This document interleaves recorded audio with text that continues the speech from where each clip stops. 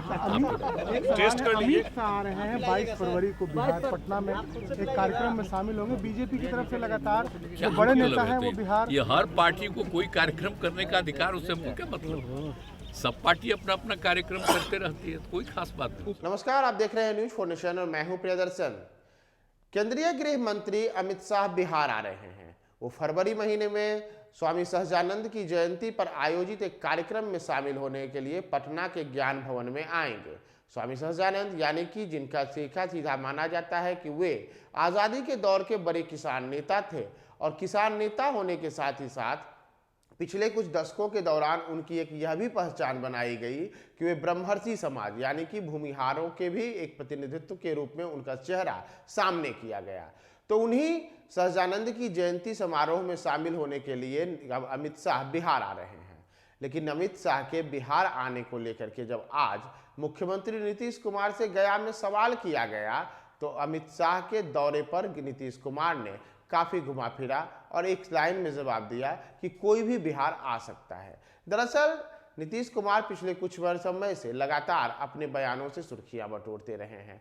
हालांकि वे भाजपा पर किसी प्रकार का हमला करने से बचते रहे हैं। याद कीजिए, इसी महीने जेपी नड्डा बिहार आए थे और जेपी नड्डा के बिहार दौरे के दौरान भी नीतीश से जब सवाल किया गया था तो उन्होंने साफ तौर पर कहा था कि किसी का भी कहीं आना जाना जरूरी है, इस पे किसी प्रकार की रोक लगी हुई नहीं है।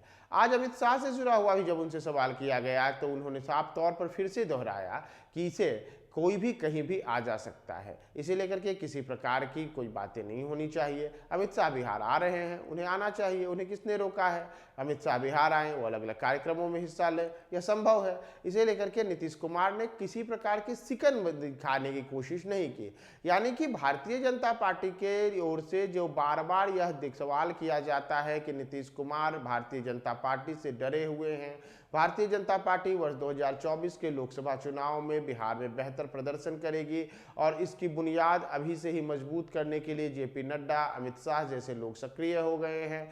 तो भाजपा जो बातों को कहती है उससे अलग नीतीश कुमार को उनके इस दौरे से जरा सा भी सिकन पड़ने जैसी कोई बात आज देखने को नहीं मिली है। और साफ तौर पर उन्होंने कहा है कि सहजानंद की जयंती पर बिहार आ रहे अमित शाह के दौरे को लेकर के वो तो बिल्कुल किसी प्रकार से असहज नहीं है। नीतीश कुमार ने उनके आगमन का स्वागत भी किया है और बड़े सहजे लहजे में बिना कुछ कहे लाग लपेट के उन्होंने उनके आने पर कुछ भी नहीं कहा और यही कहा कि वो कहीं भी आ जा सकते हैं।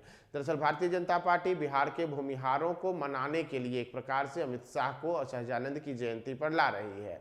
याद कीजिए, जब बोचहा में विधानसभा का उपचुनाव हुआ था तो उस उपचुनाव में अमर पासवान वहां पर राजद उम्मीदवार के बीच में जीत हासिल की थी। माना गया था कि उस चुनाव में अमर पासवान की जीत का बड़ा कारण जो बोचहा के भूमिहार थे उनका भाजपा के प्रति नाराजगी होना शामिल था।